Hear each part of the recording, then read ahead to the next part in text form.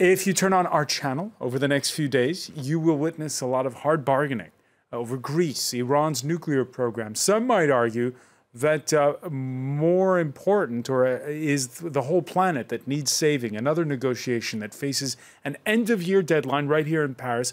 We're talking about world climate change talks, which so far, well, they're kind of muddling along. On that score, another precinct heard from, or should we say another parish, the Pope, publishing a blunt encyclical on Thursday, somewhere between, I guess you would call it a policy paper and an edict, where he's going to call for the world's richest polluters to step up and finance projects to help poor nations avoid following in their path. He'll also blast climate change deniers and the nefarious role of, quote, economic powers that undermine carbon-cutting efforts. How much impact will the encyclical have? The leaked document is certainly buzzing, a lot more than last week's efforts to draw attention to the bargaining by Germany's chancellor, who specifically had decided to host a G7 summit against the pristine backdrop of the Bavarian Alps to draw attention to all we have to lose. Also reacting, the likes of Republican presidential candidate Jeb Bush, who says the Pope should stay out of politics. Is it Francis's role to get involved? How much consensus can be reached to strike a worldwide deal to thwart peril to our planet?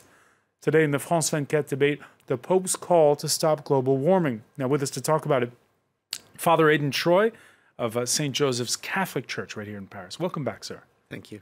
Thank you for being with us, Father. Also joining us, Paul Watson, or should I say Captain Paul Watson, founder of the Sea Shepherd Society. Tell us what the Sea Shepherd Society is. Well, I set the Sea Shepherd Conservation Society up in 1977. What we do is intervene against illegal activities that's exploiting biodiversity in our oceans.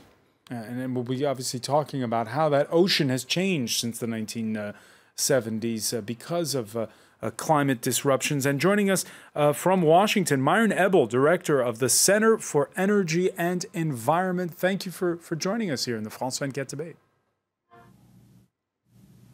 The France 24 debate, where you can react on Facebook and Twitter, our hashtag F24debate.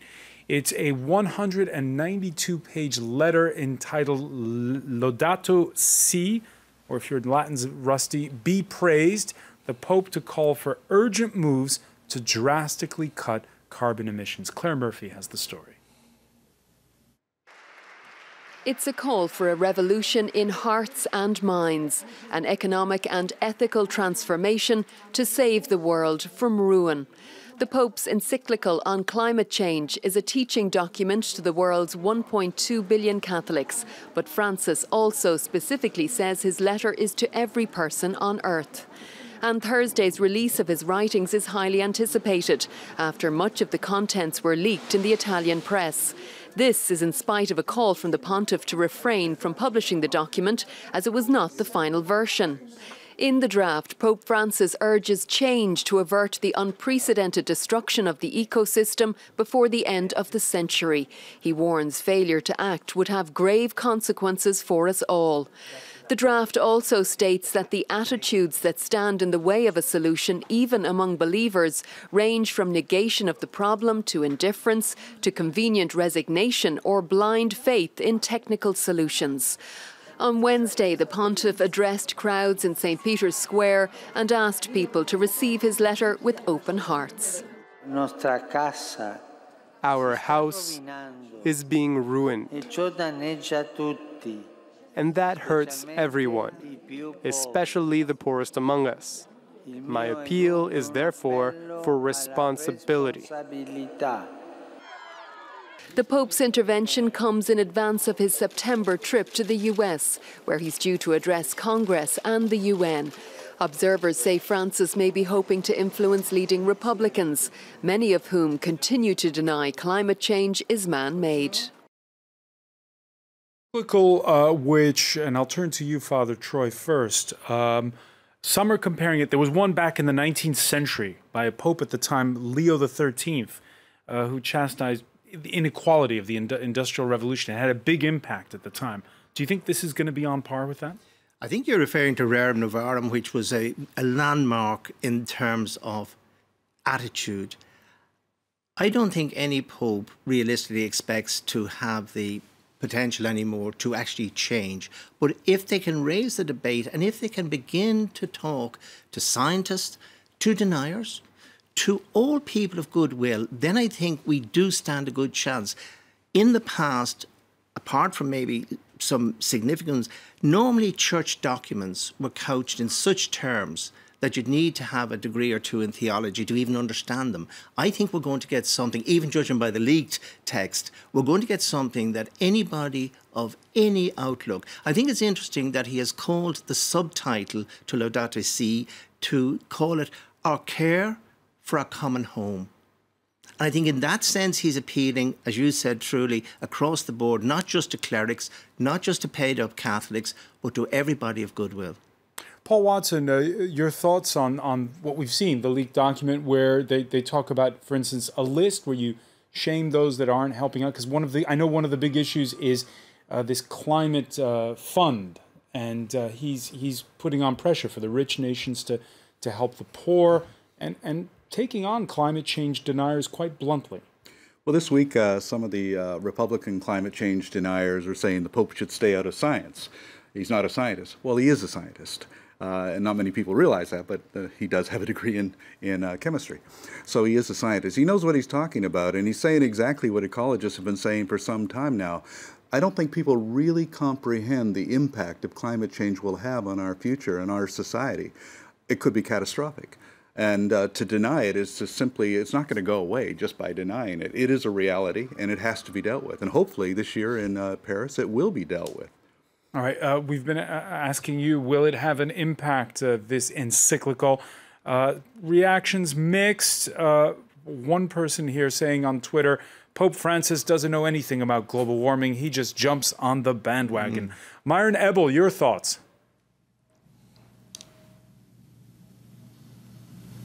Myron Ebel, can you hear us? I haven't up until this very minute. Okay.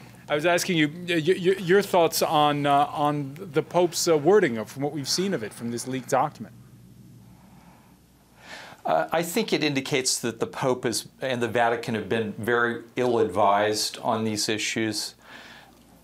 There is a tendency in what I've read, and I haven't read more than just a few excerpts translated into English, to take for granted or as accepted the most outlandish claims of the global warming alarmists, and also to minimize the effects of energy poverty on the world's poorest people. But so, what are you denying that? Eight of the last 10 years of the hottest years on record? That there have been more and more climate disruptions that we've witnessed. Let me start with climate disruptions. The latest Intergovernmental Panel on Climate Change report finds no trend in the 20th century and in the beginning of the 21st century in severe weather events, and that includes droughts, heat waves, cold waves, severe storms, hurricanes, tornadoes, blizzards, floods. We could go on and on. We haven't seen these climate disruptions that are claimed, and there is a consensus on this. There is a fringe of people, and some of them were the people advising the Vatican, and also President Obama, that every time there's a big storm or flood or drought, it must be climate change. But you know, they had storms and floods and droughts in the 19th century, the 18th century, and so on. We're much better prepared to deal with them now, and all kinds of environmental challenges, because in modern industrial civilization, we have the technology and the energy to deal with those challenges. Poor people in poor countries who lack energy, lack technology, are of course subject more to a drought, for example. All right, let me ask you, Paul Watson, what's your experience being out on the oceans? is the Earth getting hotter? For 45 years, I've been traveling the oceans from the Antarctic to the Arctic to the equator, and there is definitely changes in climate. We can see that there's calving of glaciers in Antarctica in the wintertime, which has never happened prior to 1970. We're seeing the retreat of the glaciers worldwide. There's no snow on top of Kilimanjaro now. That's gone. The retreat of the glaciers in Greenland alone has been very, very dramatic. And the ocean temperatures are rising. 97% of all the scientists climate change scientists in the world agree that there's a problem here. And we've already seen that the temperatures are rising worldwide. See, the Pope has the advantage in that he isn't dependent upon Monsanto and the oil companies for campaign contributions. And that's what's really driving this denial in the U.S. is corporate interests that are backing politics. I mean, all of these senators and congressmen really should be wearing like NASCAR jackets with their sponsors on it because they do what they're told. Father Troy, let me ask you about this. The Pope has made this front and center really since he became Pope. It's an issue that's central to him.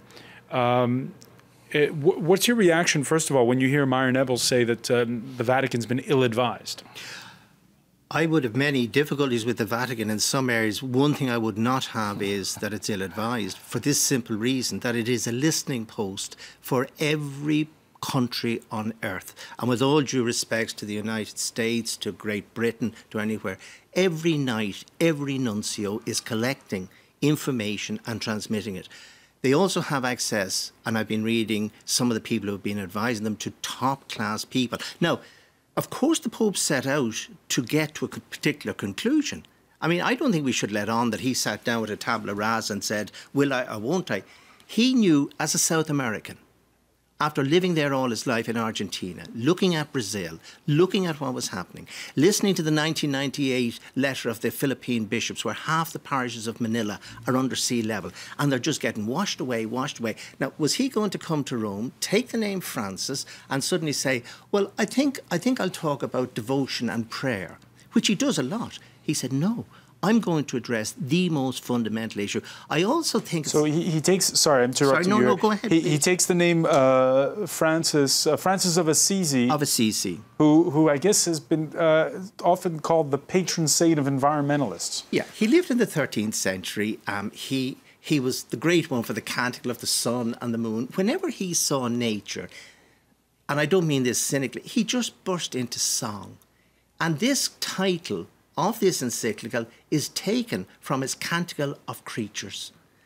He chose the words laudate si, praise, give praise, whatever translation we want to make, from a 13th century. He took that name, I believe, because he wanted to do two things.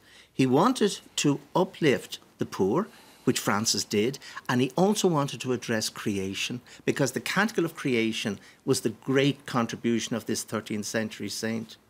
All right, some saying, though, the Pope is not going far enough. In the leaked version, at least, in that encyclical, it says population control is not a solution to the world's environmental problems. Your reaction to people who are criticizing the Pope for not saying that, well, part of the problem is there's too many human beings now on this planet. Yeah, I mean, you can see what lies behind that, because immediately if he was to come out and say that we could cut back the population, which I think everybody would agree would probably be a good thing, it's how you do that morally from the principles from which you start. I wouldn't fault him totally on that, but I think he should be taken on that one, and I think he's quite capable of facing it. There's just one thing I would like to add. I saw a quote the other day, which I think is so right. It said, some people say that the Pope should stick to caring for souls and let the seals die.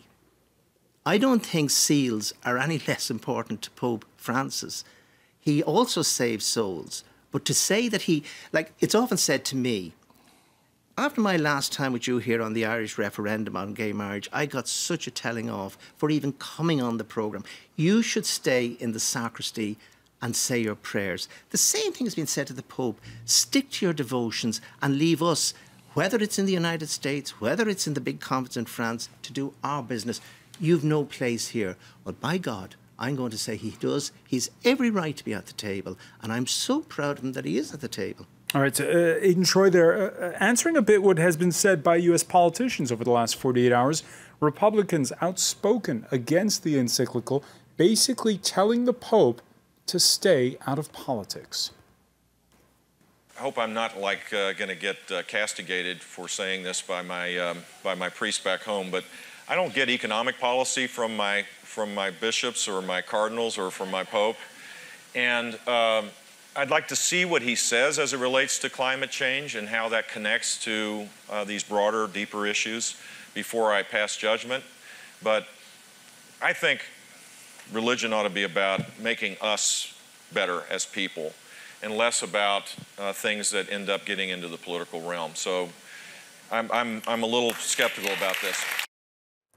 Paul Watson? Well, I think Jeb Bush should get economic policy from the Vatican. They're balancing their books far better than Florida or the U.S. Myron Ebel, on that point, the Pope, why shouldn't he weigh in on this?